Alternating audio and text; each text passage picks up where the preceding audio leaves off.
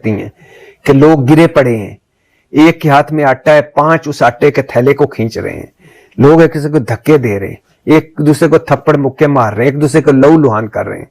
कहीं आटा मरकज में इस तरह लोग जानवरों की तरह घुसे हुए होते हैं, कहीं आटे का ट्रक आता है तो सारे ट्रक पे चढ़ जाते हैं, धावा बोल देते हैं। ये तस्वीरें ना भिजवाएं बाहर की दुनिया में। ये मुल्क पहले, पाकिस्तान पहले ही तमाशा बन चुका है, हम पहले ही भिखारी हैं, हमारी पहले ही कोई इज्जत नहीं, हमारी पहले ही कोई हैसियत और अहमियत नहीं रही, हम पहले ही लोग, मुल्क हमसे किनारा कश हो रहे हैं, दोस्त हमें छोड़ रहे हैं। ऊपर से ये जब आटे वाली लाइनों वाली और इस तरह जानवरों की तरह जब लोग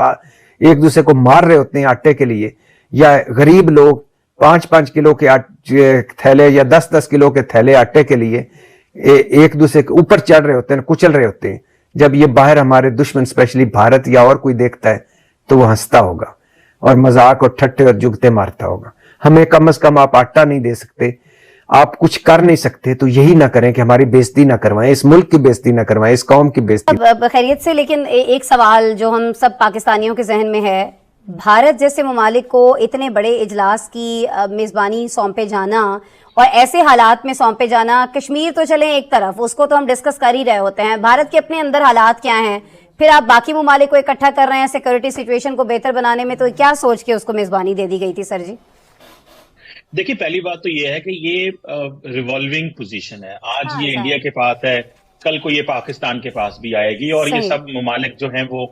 उनको ये मिलेगी, एक बात। लेकिन क्वेश्चन ये है कि जब आपको इस तरह की जो ऑर्गेनाइजेशन जो है उसकी चेयरमैनशिप मिली है, तो आप कितना रिस्पॉन्सिबल प्ले करते हैं। आप भारत जो है उसको अगर इसकी अगर एनएसएस की मीटिंग हुई है तो आप वहां पे तमाम एनएसएस की मौजूदगी पे दूसरे आपके जो राइवल हैं उनके साथ स्कोर सेटल ना करें। आप पाकिस्तान को, चीन को के साथ आपके मुखालिफ ममालिक हैं, तो अब ये नहीं हो सकता कि आप उनके बारे में तनकीद करें कि वो वहां पर मौजूद नहीं है और गैर जरूरी तनकीद करें। अब पाकिस्तान जो है उसको इंटरनेशनली पूरी दुनिया ने कहा है कि पाकिस्तान ने दहशतगर्दी की जंग में इंटरनेशनल कम्युनिटी का साथ दिया है, लेकिन भारत बार बार एक ही राग लापे जा रहा है। अब तो उनकी कोई सुनता भी नहीं इस चीज में, हालांकि कोई दूसरा ऐसा मुल्क नहीं है जो ऐसी बात करता है, लेकिन क्योंकि उनके पास फोरम है, उनके पास माइक है, तो वो बोलना चाह रहे हैं। तो मेरा ख्याल है पाकिस्तान और चाइना ने यही मुनासिब समझा कि बजाय इसके कि वहां पे टाइम वेस्ट करने के वर्चुअली पार्टिसिपेट कर लिया जाए, क्योंकि अगर फोरम का मुस्बत इस्तेमाल नहीं किया जाएगा तो जारी बात है उसका फायदा कोई नहीं है। हाँ, इस तंजीम को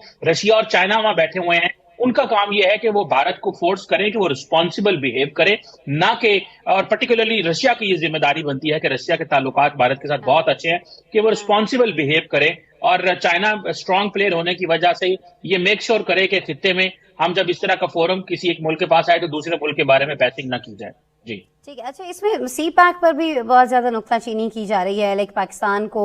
चाइना को, दोनों को ही घसीटा जा रहा है इंडिया की जानिब से, और जो सी पैक है उस पर तहफ़्फ़ुज़ात क्या हैं भारत के, वो तो चले अपनी जगह, उस पर तो बात हो सकती है, लेकिन एक मुस्बत अंदाज में बात हो सकती है, लेकिन इस तरह से इस सारे इशू को डिस्कस किया जाना जिस तरह से ये हो रहा है, आपकी इस पर सर क्या राय है?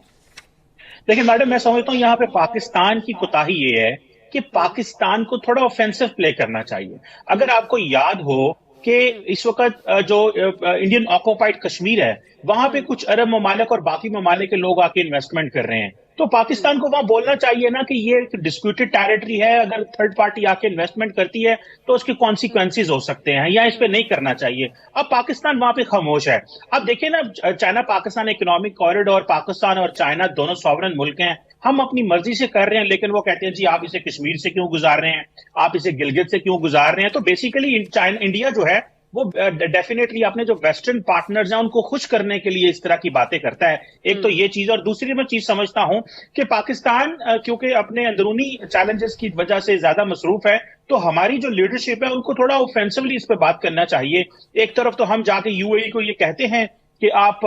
हमारे लिए रोल प्ले करें, लेकिन दूसरी तरफ यूएई वहां पे जाके इन्वेस्टमेंट कर रहे हैं, तो हमें यूएई के साथ इसको पॉइंट को रेज करना चाहिए और अपने जो इस्लामिक ममालिक हैं उनसे इस चीज को रेज करना चाहिए। और अगर हम उनसे रेज नहीं कर सकते तो कम से कम इस पर प्रोटेस्ट तो करना चाहिए। तो मुझे लगता है कि अगर इंडिया कॉन्टिन्यूसली चाइना और पाकिस्तान पे इल्जाम लगा रहा है किसी और थर्ड पार्टी को, वेस्टर्न ममालिक को खुश करने के लिए, तो एटलीस्ट पाकिस्तान को इसकी आवाज बुलंद करनी चाहिए कि देखें कश्मीर के अंदर ऑक्युपाइड टेरिटरी के अंदर जो है बैनुल अक़वामी कंपनियों की जो इन्वेस्टमेंट है उससे ऑलरेडी हम तो कश्मीर को न्यूक्लियर फ्लैश पॉइंट कहते थे और आज हम खामोश हो गए हैं इस बात के ऊपर कि हमने इसके ऊपर भी बात नहीं करनी। मैं समझता हूं कि यहाँ पे और डॉक्टर साहब एक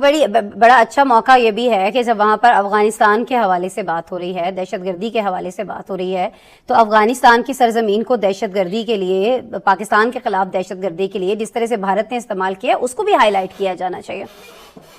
देखिए मैडम, ये बड़ा इंपॉर्टेंट पॉइंट है। देखिए इससे पहले जो इंडिया ने